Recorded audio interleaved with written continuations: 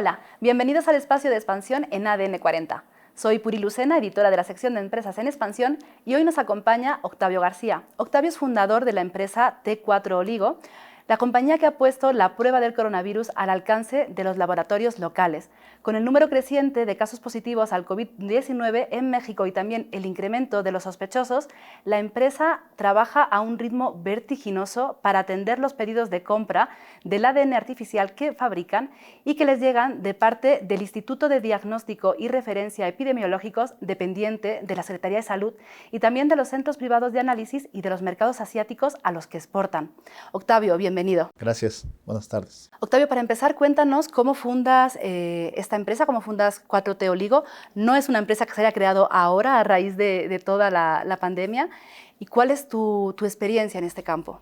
Bueno, T4 Oligo se fundó hace 7 años y medio aproximadamente. Previo a eso yo era académico, fui académico en la UNAM, en la Escuela Superior de Medicina del Politécnico, y investigador en un centro CONACYT en Guadalajara.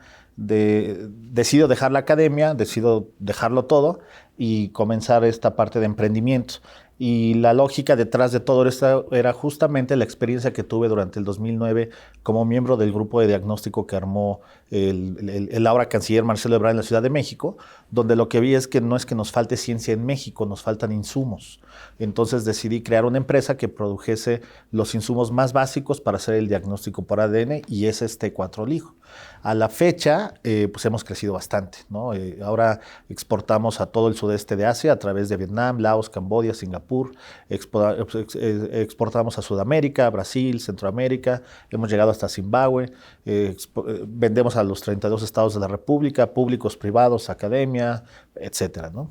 Y hemos llegado hasta este punto, pues realmente invirtiendo en tecnología.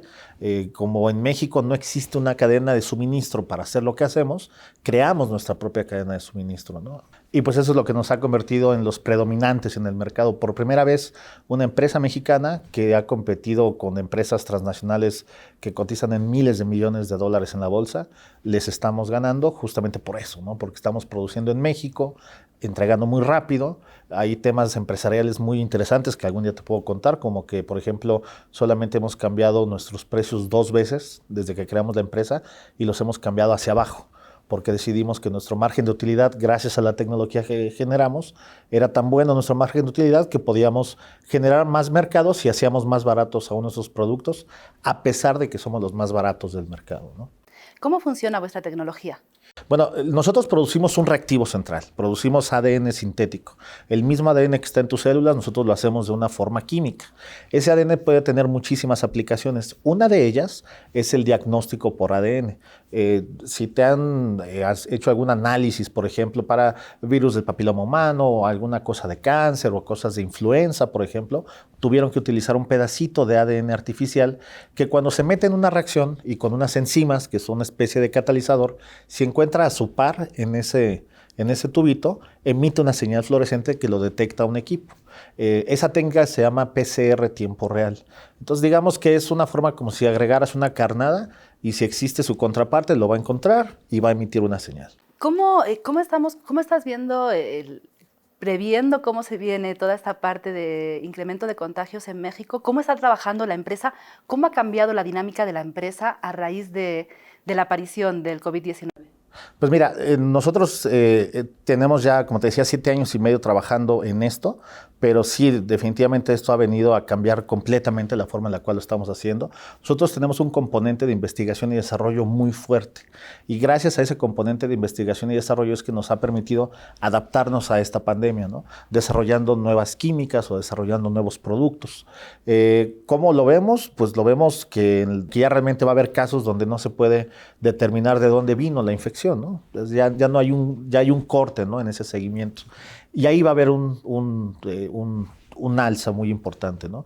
Nosotros estamos preparándonos, haciendo stock de todo lo que necesitamos hacer, aumentando nuestra logística, como parte de nuestro sistema de calidad, que tenemos certificaciones ISO, contamos con 2 certificaciones ISO, estamos ajustando nuestros procesos para que la gente que trabaja en la empresa pueda producir más en tiempos aún más cortos.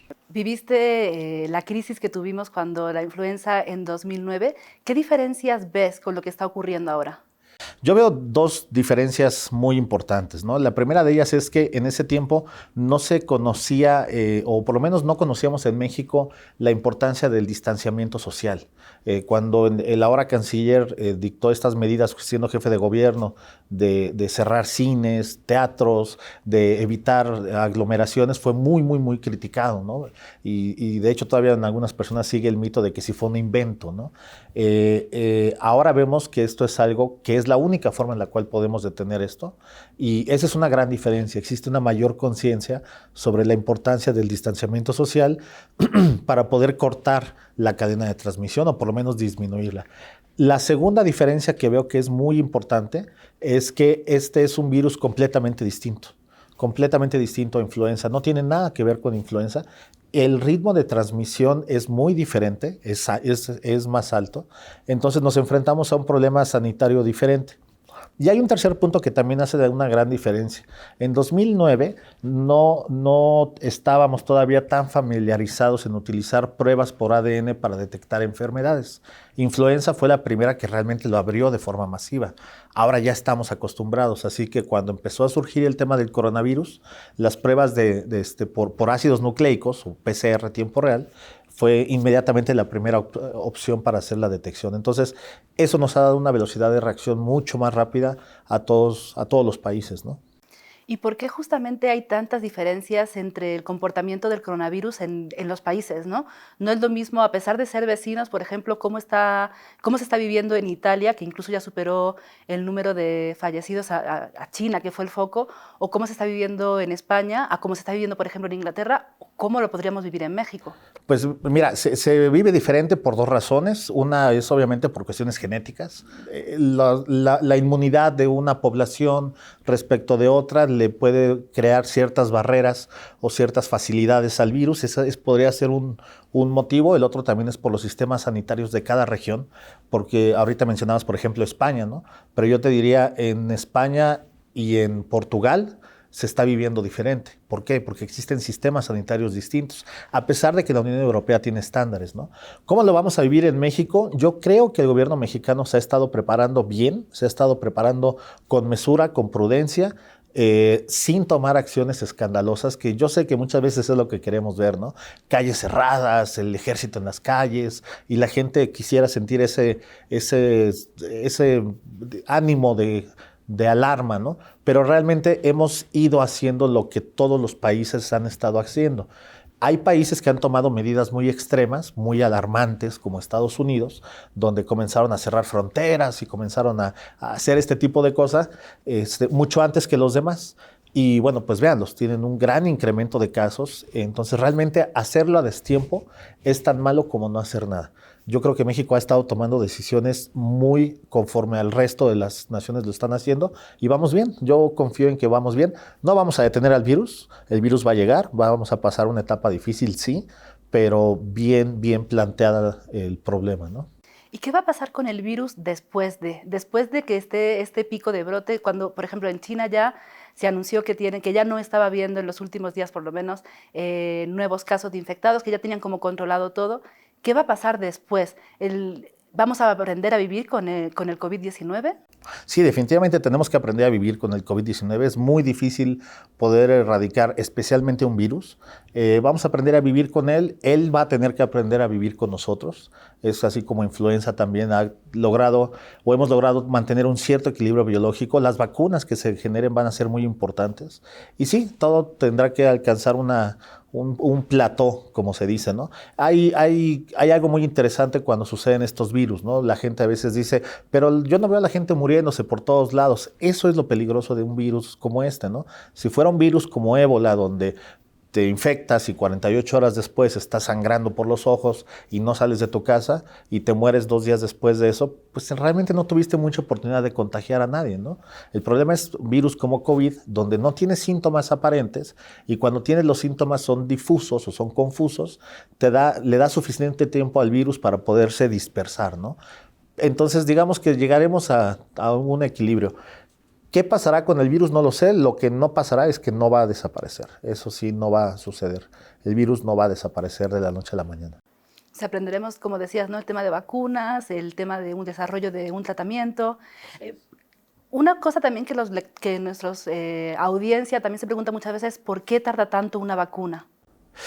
Hay varios factores. Primero, porque existen varias tecnologías con las cuales se puede generar una vacuna. Tecnologías incluso basadas en ácidos nucleicos, como los que produce mi empresa, claro, con ciertas características particulares. Pero la otra es porque se tienen que cumplir con un criterio muy importante, que es que sea segura para los seres humanos.